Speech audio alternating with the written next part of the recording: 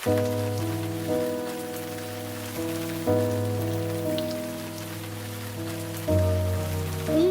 milhão de pessoas já foram afetadas pela chuva em Santa Catarina. Isso aqui são as crianças, nós vimos aquela terra desmoronando em cima de nós. Meu Deus, todo mundo lá, tudo no fundo. A situação ainda é crítica em Santa Catarina. 14 municípios estão em estado de calamidade pública e a Defesa Civil alerta para o risco de novos deslizamentos de terra. Blumenau está debaixo d'água. Mega difícil. Acabou o sinal. As equipes enfrentam dificuldades para chegar a diversos pontos, inclusive cidades onde milhares de pessoas estão isoladas. Perdi tudo que eu tinha. Só me sobrou a minha filha e a minha mulher só. Pessoas que perderam suas casas, são pessoas chorando muito. É o fim do mundo, parece. Meu Deus. A gente não conseguia sair de lá.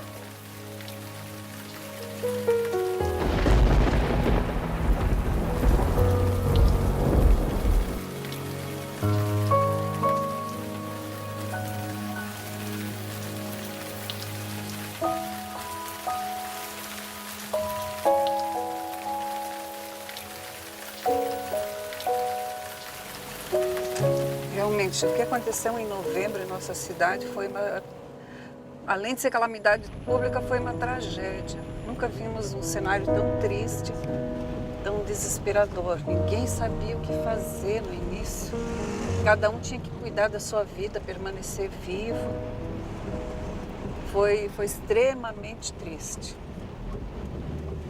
Blumenau tem bastante cobertura vegetal. Para qualquer lado que a gente olha, a gente vê morros com muitas árvores. Antes do dia 22, naquela semana que antecedeu o dia 22, nós já vínhamos aí de praticamente 4 meses de chuva constante na cidade. No mês de agosto, setembro, outubro, todos os meses muito chuvosos, onde encharcou muito o nosso solo. No sábado, no dia 22, entre 10 horas da manhã e 4 horas da tarde, a chuva aí choveu praticamente 2 vezes o que deveria ter chovido no mês todo de novembro, apenas em 6 horas. Que chegou a 490 milímetros de chuva em 2 dias, quando a média do mês de novembro para a nossa região é 155. E ali é que realmente começou a tragédia propriamente dita. A cidade praticamente virou de cabeça para baixo. Os problemas foram acontecendo, diversos pontos da cidade começaram a ter deslizamento nessa tarde do sábado. Muitas ruas que vieram abaixo, trazendo postes, redes de água, redes de luz, tudo ficando zero. Pelo menos 5 áreas importantes com soterramento de vítimas, com óbitos, assim, já num primeiro momento. E começou os telefonemas, para a nossa central de emergência, de vários locais que estavam com deslizamento de terra, inclusive com várias pessoas soterradas. E isso foi bastante assustador para todas as instituições. Tanto é que isso começou no sábado, que nós vimos trabalhando com a nossa equipe na rua, normalmente, fazendo as vistorias, fazendo as avaliações, orientando a comunidade, faz isso, ou sai ou não sai.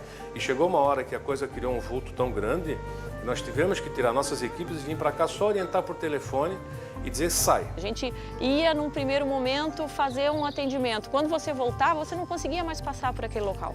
Aquele local já estava soterrado, já tinha descido. A chuva continuou no domingo, no dia 23 de novembro. E no domingo foi realmente o dia pior. Foi o dia em que as águas subiram muito. O rio atingiu o seu limite máximo, mais ou menos à meia-noite, 1h da manhã, da madrugada de domingo para segunda. Ele chegou a 11,50 metros, mais ou menos, no pico. Várias pessoas ficaram ilhadas, inclusive algumas foram retiradas dos telhados das suas residências. Alguns lugares a gente não conseguia chegar, nem por terra, na hora nós não tínhamos ainda o suporte aéreo. Aí, na medida do possível, a gente ia procurando os abrigos mais próximos das nossas residências, as famílias também iam para lá e nós fazíamos as acolhidas, de cada família. Nós tivemos só nos abrigos em torno de 5.000 pessoas, desabrigadas, desalojadas em casa de familiares, amigos, parentes. Nós calculamos em torno de 25 mil pessoas. Chegavam só com roupa do corpo, chegavam molhados, chegavam de madrugada, chegavam chorando porque perderam parentes ou porque perderam as casas. E bairros que tinham mais segurança também foram atingidos e pessoas então abrigavam nas suas casas, nos seus edifícios. O desespero foi geral, tomou conta porque foi um volume muito grande de pessoas procurando abrigos, igrejas, escolas para tentar se refugiar dos deslizamentos. Eu acabei fazendo assim alguns atendimentos em que você foi, conseguiu tirar a pessoa com vida e botou num lugar supostamente seguro para iniciar o atendimento até que se tirassem as outras vítimas. E alguém vir nas suas costas e dizer, ó, tira daí porque está descendo o morro. E você olhar na frente e realmente o morro está vindo. Você via que a cidade começava realmente, parecia que estava derretendo realmente, né? Foi quando realmente nós tivemos um grande volume de deslizamentos.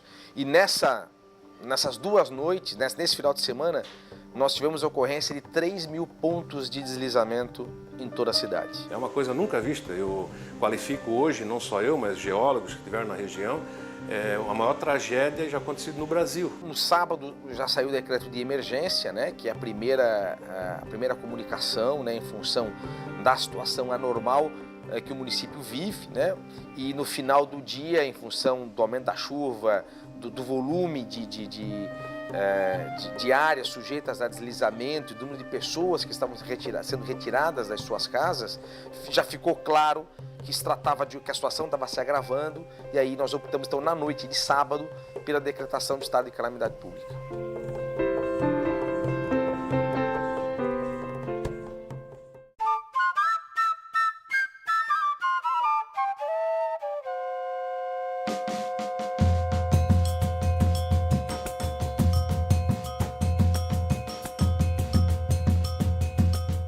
Carvalho da Rocha. Ela se chama Gabriele, está com 8 meses, vai completar 9 meses agora, dia 23. Na época assim, da enchente, ela estava com 4 meses. Tava chovendo já há bastante tempo, né? Mas do nada já começou a faltar luz, assim, né? Aí a gente já entrou em desespero, que já tinha ouvido uma menina que faleceu aqui embaixo, né? Que desabou a casa.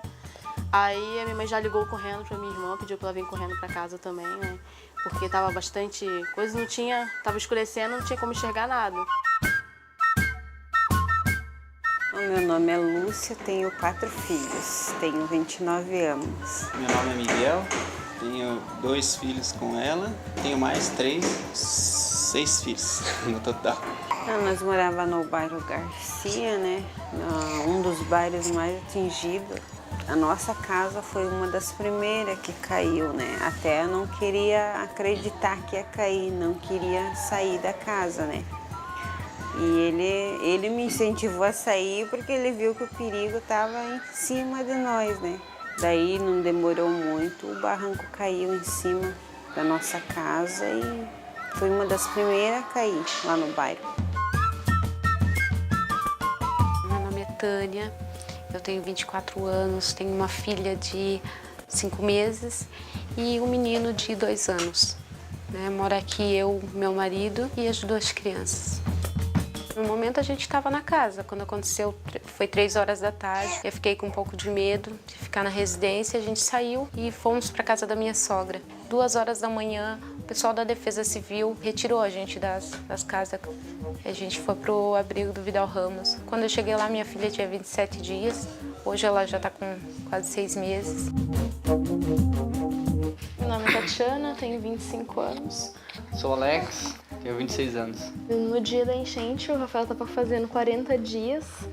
Às 2 da manhã ele acordou, aí ele mamou e foi dormir de novo. Aí eu fui na janela olhar como estava a água já estava entrando em casa. Aí o Alex atravessou para a casa da vizinha da frente, que era mais alta, passou com o Rafael, voltou para me buscar. Aí começou a entrar água na casa dessa vizinha, e era uma casa de madeira bem antiga. Aí não tinha como a gente sair da casa, era um casal de velhinhos que moravam ali também. Resgate não chegava de nenhum jeito até nós. Nós subimos pro sótão, foi o único lugar que tinha, sem água, sem luz, sem nada, né? Aí passamos uma noite toda no sótão.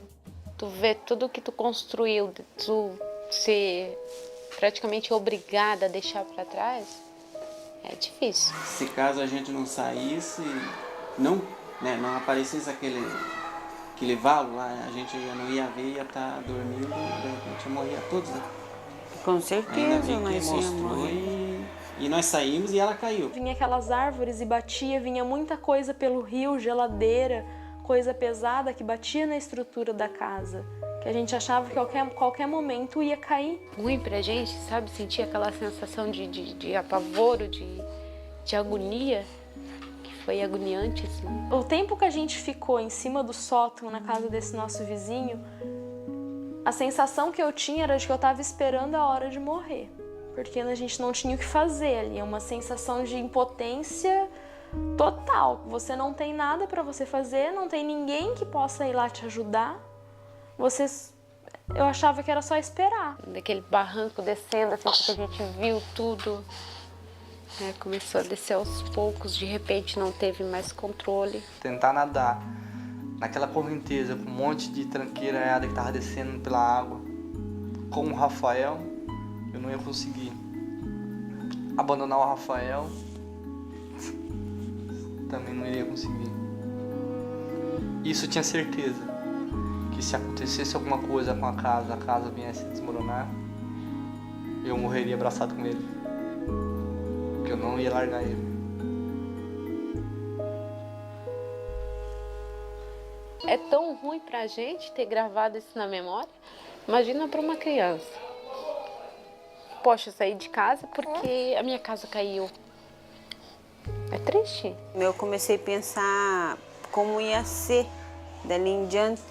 Nas dificuldades, eu pensei, pronto, agora a gente vai passar fome, a gente vai morar na rua, né? Porque a gente não sabia de nada, né? O que ia acontecer. Veio um monte de coisa na cabeça, se passou um monte de só coisa ruim, né? Porque olhando o tipo que ficou a cidade daquele jeito, a gente não esperava nada de bom. Não foi nada, não está sendo nada fácil. Muitas vezes a gente para assim, começa a chorar, né? Porque não é fácil para ninguém, né? Mas tem que aguentar.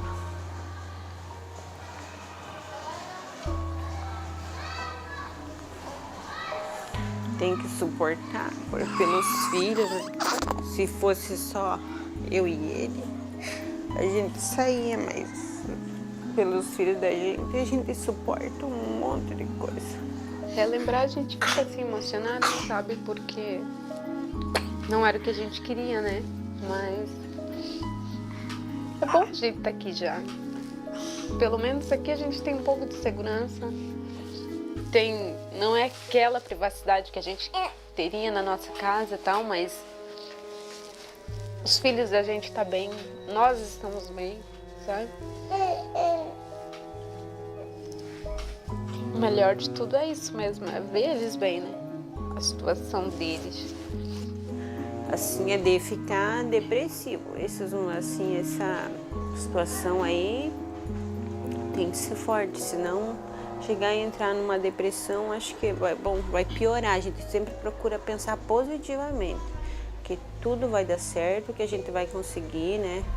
Para ter força no dia a dia, assim, tem que pensar. Eu sempre procuro pensar que tudo vai dar certo, que a gente vai conseguir tudo de novo. Eu não sei em quanto tempo, mas sempre procuro levantar ele também. Quando ele pensa que não, eu digo que sim, sabe? Que a gente vai conseguir. E assim a gente vai vivendo. No início, você veja algumas comunidades, alguns locais, por exemplo, o Zendron, aqui em Blumenau, ficou um pessoal ilhado lá. Em torno de 15 dias. E ficamos ilhados, assim, sem poder descer. O morro aqui abriu, ficou cheio de buraco, não entrava carro, nada. Você sem comunicação, você não sabe o que está acontecendo na cidade. Informação também, não tinha televisão, a gente ficava doido. Queria saber a informação, como é que tá. Só ouvia todo mundo falando que tá horrível, que tá horrível. Você tá sem energia, o desespero da noite. Vai chegar a noite, e agora? A lama está descendo, a água está subindo. Para quem já não tinha vela em casa, desespero, já não tinha vela. O pessoal já começou a comprar muita vela. Parece que todo mundo já estava esperando e a gente não estava, entende? Você imagina que você tem aquela comidinha que você comprou no final da semana para sua família. E aquilo lá foi por água abaixo, terra abaixo. Às vezes a gente tentava descer para conseguir comprar alguma coisa até para armazenar, porque na época já pegou a gente já meio despreparado, né? Até de dispensa, tudo. Então a alimentação estava bem pouca, né? Já estavam falando que os mercados iam fechar todos e não ia ter condições de comprar nada. O medo, ele se instalou como um todo. Mesmo a pessoa não tendo sido atingida diretamente, mas ela sabendo que ela não poderia sair daí, que ela não, e que a qualquer momento poderia... O medo se instalou em nossa região. E esse medo influenciou muitas mães. Tentei manter, porque o psicológico também, porque até para dar mamar para ela, eu ficava tentando me focalizar um pouquinho, porque pra gente estava faltando alimentação, não queria que faltasse para ela. Se eu ficasse muito nervosa, eu sempre soube, né? Minha mãe sempre falou, quando a gente fica muito nervoso, passa, né? Então, a energia da gente, para faltar amamentação para ela. Então, eu tentei me focalizar nisso. Meu Deus, o que é mais difícil lidar? Você imagina o medo, ele é terrível. Ele é terrível, ele te deixa no chão. O pânico, a pessoa chega desesperada, né? Ela não está mais em estado de medo, ela está desesperada já. E a pessoa com fome. Então, você imagina que as comunidades, a mãezinha, vai aí com o seu bebezinho no colo, batendo na nossa porta, e dizer o seguinte, olha, eu não estou no abrigo, eu estou na casa da minha comadre, mas lá nós não temos mais nada para comer. E a senhora só vê, ó, eu estou dando para o meu menino aqui a amamentação, mamando, ele está mamando, a senhora está vendo, eu percebia, sentava ali. Mas nós não estamos mais comendo lá e eu estou fraca. Aí você dizia o seguinte, olha, vamos aqui no abrigo, eles vão ver o que você vai conseguir levar para você, para sua família lá. E essa mãe, você imagina, porque se tinha um homem lá, se tinha um pai lá, se tinha outra pessoa, por que não veio outra pessoa para cá pedir essa ajuda? Justo veio a mãe com uma criança, esse questionamento eu fiz. E quando a gente então conseguiu, eu vou lá com você para ver como é que vocês estão lá. Aí chegamos a tal lugar, deixamos o carro e andamos um tanto a pé. Aí eu fui entender o porquê que veio a mãe. Todos estavam amedrontados, mas ela tinha um objetivo. Ela tinha uma criança. E que ela tinha menos de 1 ano, e ela tinha um objetivo muito maior que eles todos, ou seja, eles já estavam amedrontados, assustados, acuados. Mas como veio você, como vocês, ela foi ela, por que vocês não foram? Pois é, sabe, você vê aquele desânimo neles assim, ó, a vida acabou para nós. E ela tinha um objetivo, pronto, eu não precisei perguntar mais nada para ninguém, eu entendi o porquê que ela andou toda essa quilometragem a pé, porquê que ela chegou aqui, porquê que ela se humilhou a pedir comida, porque ela queria comida, porque ela tinha um objetivo, que ela tinha uma criança ali, que ela sabia que dependia dela para a sobrevivência dessa criança. Então, muitas vezes, o que é o medo, o que é o pânico, eu não sei se me fiz explicar dentro disso. A natureza é muito sábia. O leite da mulher não seca simplesmente porque ela não está tomando água, né? Não, o leite é algo resistente. A produção do leite é algo natural e não é afetado imediatamente pela alimentação da mãe ou pela falta de alimentação da mãe. Porque se não estivesse amamentando, ela não ia ter outro alimento, porque não tinha como até comprar. Até a gente passou um pouco em um aperto assim, de alimentação, né? Porque não estava preparado, a despensa já estava faltando. Não. Até a noite que nós passamos em cima do sótão, nós conseguimos improvisar uma caminha assim, com uma cobertinha dele, que a gente levou, né, na hora de tirar ele. E ali eu amamentei, ali eu troquei fralda. Foi bem difícil, assim. Ainda bem que ele mamava, ainda bem que eu tinha leite. Ele pode ser afetado, sim, pelas emoções. Né? Quando a mulher, às vezes, né, leva um susto muito grande, um choque emocional muito grande, existem relatos de diminuição da produção de leite, né? Aqui também teve bastante queda de terra. Há relatos de diminuição ou parada súbita da saída do leite. Meu leite diminuiu muito, já nesse dia, no primeiro dia, eu doava bastante leite antes. Nesse dia já diminuiu bastante, mas não chegou a faltar. Quando eu saí de lá, ela tinha 27 dias, ela ainda amamentava, né? Como hoje ela está sendo amamentada. Só que no começo, assim, eu tive que dar complemento para ela, porque o meu leite, ele diminuiu. E todo mundo falava pra mim, né, que tinha que ficar calma, por causa da amamentação. Só que dava um desespero, cada vez que eu ia na janela, eu não sabia o que estava acontecendo na minha casa, não tinha mais telefone, nada, mas aí eu pensava nele e conseguia me acalmar. Mas assim que as emoções normalizam, assim que, né, o estresse é superado, o leite aparece novamente. Na verdade, ele não seca, ele se esconde. Eu acho que umas 3 a 4 semanas, em torno de um mês depois, sabe?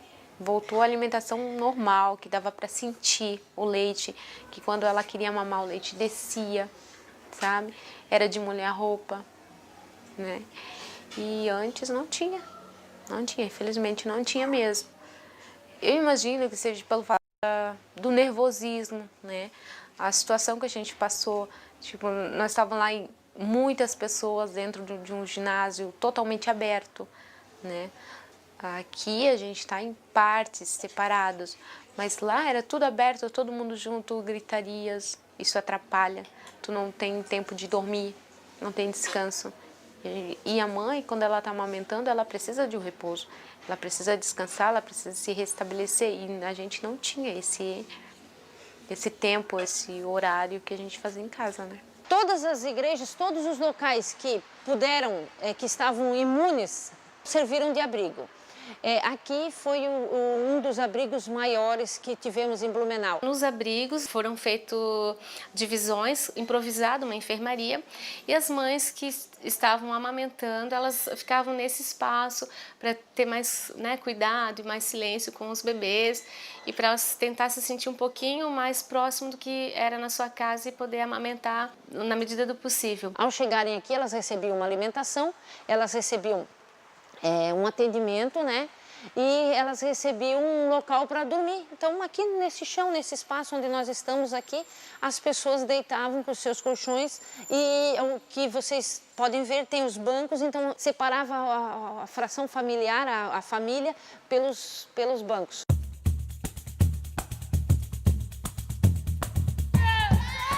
Essa moradia aqui ao fundo é a moradia provisória Sesblu, fica no bairro Garcia, em Blumenau. Temos aqui 120 famílias, aproximadamente umas 430 pessoas. Dessas 430 pessoas, metade disso é criança e adolescente. Essa aqui atualmente é a maior moradia provisória de Blumenau. Aqui é um espaço de convivência. Tem atividades para as crianças? Atividades para as crianças, moradores. Isso aqui é uma cozinha coletiva. Cada morador tem o seu fogão individual para estar fazendo o preparo do seu alimento. E ele é responsável pela limpeza do seu espaço. No caso, eles ganham a moradia, né? A luz, a água e o gás. Aqui é a lavação. As máquinas de lavar foram doadas. Nós temos 4 banheiros por andar, então eles são de uso coletivo, e aqui seriam os chuveiros. Aqui vai ser um espaço que a gente já fez o nivelamento do solo e vai transformar numa quadra de areia. A ideia de tirar essas pessoas, por exemplo, de colégios e levar para a moradia provisória é justamente para que eles mantenham aquela coisa da família unida. Nós até mudamos a nomenclatura, passamos de abrigos para moradias até para definir que era um outro momento. Porque até então eles estavam em colégios, que foi os abrigos da hora que se pôde ter, né? Então tinha lá 4, 5 ou 10 famílias numa sala de aula, num ambiente de uma igreja. Hoje nós temos em torno de 314 famílias nesses espaços e em torno de 1.200, 1.300 pessoas vivendo nessas moradias provisórias. Com relação aos alimentos, a princípio, logo que iniciou a calamidade, nós fizemos compra de alimentos. Depois começaram a chegar as doações. O que nós recebemos muita solicitação era do leite sem lactose, que tinham, né, crianças que tinham a necessidade de uma alimentação especial. No momento da doação, as pessoas pedem os alimentos não perecíveis, né? E um dos alimentos que é mais fácil armazenamento e que as pessoas conseguem mandar é o leite em pó, até o biscoito. E aí, assim, se tentou fazer naquele momento tanto a compra como uma campanha, assim, para que realmente nenhuma mãe nenhuma criança ficasse sem essa alimentação. Eu acho que isso não interferiu com a questão de, assim, as mães que estavam, por exemplo, amamentando, as mães que estavam numa alimentação complementar, acho que não interferiu delas mudarem isso e usarem só o leite em pó. A Franciele acho que estava com uns 9 meses, né? 8 a 9 meses, para 9 meses. E não mamava no peito, né? Como era? Não. Não mamava no peito, porque eu já estava grávida também. Ela né? aprendeu a caminhar nos abrigos, né? A gente. As mães, nos abrigos, por exemplo, a gente via que a maior preocupação era justamente que as crianças que não estavam em amamentação, elas iam precisar de um adequado suprimento de água limpa para fazer seu leite, a sua fórmula, se não estivesse amamentando. Imagina dar água sem filtrar, sem nada, não dá, a torneira não dá. Mas cheguei umas 2 vezes, até mais, pegar água da torneira para fazer mamar para ela. O maior risco é justamente as crianças que não estão em aleitamento e terem que fazer a mamadeira numa água contaminada. Até a água, eu dei graças a Deus, já não tá precisando de água, porque eu tinha medo de dar água para ela, que qualquer água, de dar alguma infecção, alguma coisa. Então, só o leite mesmo, ela só ficou com leite, não tinha nem água, nem outro tipo de alimento. Se eu amamentasse ela, seria bem mais fácil, porque daí não precisava estar correndo atrás de leite, tá pedindo, ela nem teria tempo de ficar chorando até eu fazer a mamadeira. Durante a permanência nos abrigos, né, começaram a surgir aí outros problemas de saúde, que aí é a aglomeração, são as gripes, os resfriados, né, e que a gente via também que as crianças que estavam mamando, elas também estavam mais protegidas. Ela teve gripe, um pouco de gripe, a gente levou ela no hospital. Teve um pouco de febre também, lá dentro, num abrigo, né? Mas depois que ela começou, o leite voltou, né? Então, que eu não dei mais o complemento alimentar, ela já não ficou mais adoentada, né? Eu, pelo menos, percebia, assim, as mães que amamentavam mais tranquilas, né? As crianças que estavam nos abrigos, né? No abrigo que eu fiquei, que estavam em amamentação exclusiva, elas não vinham consultar. Eu fiquei lá uma semana e nenhuma demanda ocorreu do ponto de vista das crianças que estavam em amamentação. Eu cheguei a dar uma pro bebê da minha cunhada, porque ela pediu, né? Mas eu tinha leite, ela realmente deu uma cortada no leite dela, porque o nervosismo, tudo, né? Vieram me perguntar se eu tinha bastante leite, se eu poderia amamentar um bebê. Eu disse que sim. Só que não chegaram a me trazer o bebê, eu nem sei que jeito que deram. Porque a mãe não tinha mais leite. Eu falei, pode trazer a hora que for, né? Tenho bastante ainda. A amamentação cruzada a gente orienta a não ser realizada, mas, por outro lado, você tem aqui, por exemplo, na nossa região, um percentual de mães com pré-natal é muito alto. Mas eu sempre fui consciente, porque eu fiz todo o meu pré-natal, então eu sei que eu não tenho nenhuma doença, nada. Então aí ela também sabe, né, que ela acompanhou, que é meu cunhado. Então eu tinha confiança, mas não assim de pegar qualquer um também e dar, que eu acho que é complicado. Então a maioria das mães tem a sua triagem sorológica, de todos esses exames do pré-natal. Eu acredito que no primeiro momento eu iria procurar alguém que pudesse amamentar ele, porque a situação que se encontrava não tinha nem como a gente comprar um leite em pó, alguma coisa assim para pensar em dar. E eu não queria também, minha vontade sempre foi de amamentar. Então, se meu leite tivesse secado, com certeza no primeiro momento assim eu procuraria alguém para amamentar e assim que fosse possível eu ia procurar o banco de leite. Né? Então, nesse momento de crise, se houve essa amamentação cruzada, ela não houve prejuízo com relação a isso, né? Acho que foi até melhor do ponto de vista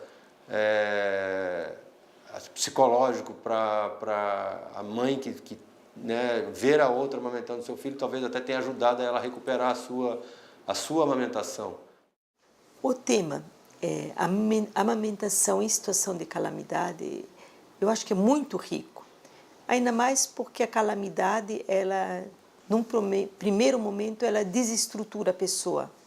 A pessoa, ela fica um pouco perdida porque ela perdeu suas referências. Durante o trauma, durante esse tipo de ocorrência como teve aqui, a mãe já tem muito a sensação de impotência de não ter conseguido salvar a parte material, né? De como é que vai fazer para daqui para frente garantir uma casa, garantir escola, garantir toda a parte material. É importante para ela saber que pelo menos o leite materno depende dela e ela pode manter isso para a criança. Essa parte é extremamente importante que se mantenha e a gente tentou trabalhar dentro do possível, de toda aquela agitação que tinha, tentar fazer com que as mães que estavam amamentando mantivessem o aleitamento. Nas crianças, por exemplo, que estavam em aleitamento, o incentivo a manter o aleitamento como forma mais segura, né, de alimentar naquele momento de crise foi bem categórico. Acho que as mães sabiam, né, de que elas tinham que ter uma alimentação saudável, isso chegou a elas, essa alimentação, e elas tinham que manter a amamentação, que era a forma, vamos dizer assim, mais segura naquele momento, sem dúvida nenhuma. O município vem trabalhando há já bastante tempo com isso, com a conscientização da amamentação, com o banco de leite materno, né, buscando essa consciência da importância da amamentação, né, no processo de crescimento da criança, né, como realmente principal fonte de alimentação, insubstituível para os primeiros meses. O aleitamento está muito ligado à saúde das crianças, e isso eu posso dizer porque assim, amamentei 3 filhos, 2 anos e meio, e são crianças totalmente saudáveis que jamais tiveram qualquer intercorrência grave. Então a gente sabe da importância do aleitamento. E numa situação de emergência, essas crianças têm essa vantagem, elas têm o apoio psicológico, tem aquele laço mãe-filho que se mantém, né? E tem a sua nutrição garantida, a sua imunidade, né, a partir desse aleitamento. Estar preparado, né, é muito importante. E o que se mostrou é que a gente não estava preparado para um evento tão drástico. Vimos muita coisa dar certo, né? Muitas mães persistindo na amamentação, a rede de saúde preparada para apoiar as mulheres nessa hora difícil. Mas vimos, por exemplo, que os meios de comunicação não estavam preparados, que as pessoas ligavam querendo saber e eles não sabiam o que dizer. Então, a nossa programação para o futuro é preparar um material que a comunicação, que as rádios, televisões, que o jornal possa usar para apoiar as mulheres, por exemplo, que não estão próximos da saúde, que não estão num abrigo. Temos muitas lições disso tudo. Talvez a principal delas é que é preciso respeitar a natureza, não dá para encontrar ela durante muito tempo e que um dia ela cobra a conta. E talvez ela tenha cobrado a conta de 40 anos ou mais de áreas que foram ocupadas de forma inadequada, de desmatamentos que foram feitos de forma inadequada, e a conta veio para a sociedade como um todo. Se a mãe amamentar, o que ela vai economizar aí? A lata, o plástico, a mamadeira, a borracha, um tanto de coisa. Vai ajudar a natureza. Esse é o ponto fundamental que hoje eu falo nas capacitações. Eu digo, gente, vocês têm que hoje ter muito mais que ontem quesitos para dizer que é mais saudável. Não é mais saudável só. Você está ajudando a humanidade. Amamentar é resgatar a vida. Então, é o gesto afetivo que toda amamentação ela implica numa relação afetiva de mãe e criança. E, nesse sentido, numa situação de calamidade, tu teres uma mãe amamentando é trazer para os outros de volta a fonte da vida, a geração da vida, as inúmeras potencialidades da vida. E para a mãe é o resgate dela, do vínculo familiar, do papel dela, do sentido de vida dela. Porque, gente, assim, ó, amamentar é um ato de amor. É muito mais. É um ato de amor com o seu filho, é um ato de amor com a humanidade, é um ato de amor com a comunidade. É transcender. Se você observar, a mãe, ela se torna o alimento. E automaticamente o pai está ao lado, ele também, este genitor, o irmãozinho, o irmão mais velho, o tio, a avó, todos são o foco dessa criança, todos eles ajudam a gerar essa nova vida, essa criança que vai, se aprendeu no ventre materno, se aprendeu nos primeiros anos de vida, se foi cuidada, amada, automaticamente ela vai transferir isso para toda a humanidade, aonde ela for. Porque a vida que se gera e que se renova e que se mantém através da família, através da relação mãe e criança, é um tema universal e é um tema básico de resgate de valores reais. Porque circunstâncias de perda sempre acontecem, mas a vida é um valor muito maior. E tu trabalhares o valor da vida numa situação de calamidade e tu resgatares vínculos afetivos numa situação de calamidade, é trabalhar com o essencial, é trabalhar com o que permanece, é trabalhar com o perene. Então, trabalhar com essa relação numa situação de calamidade ajuda a superação e dignifica as pessoas que convivem nessa situação. Assim, eu queria muito mesmo amamentar ela, assim, ficar só, não precisar da mamadeira, não ter aquele trabalho de aquecer leite. Assim, porque é bom, sabe? Tanto pra ela quanto pra mim. Ele tá amamentando. Ele só tem 12 dias, né? Até hoje nem penso em tirar ele do peito, né? Quando eu tiver leite, eu pretendo dar mamar. Não pode estar com... Acho que até os 2 anos que eu tô precisando do mamar. É uma coisa que une mais a gente, né? Que é difícil, mas junta mais a gente e a gente se apega muito mais um no outro. Comecei a admirar mais a força que ela tem, que não abandonou. Ele achou que não ia aguentar, né? Porque não reclama, né? Não reclama da situação. A gente não... Comecei a admirar mais ela. Eu já tinha começado a passar a amar mais ela depois do nascimento do Rafael. E depois que passou isso, eu vi que ela era muito, muito, muito mais forte do que eu imaginava. E eu ter que segurar por dentro assim, falando, não, eu não posso ser mais um para dar trabalho para ela. E ver a mulher que eu tenho, guerreira, forte.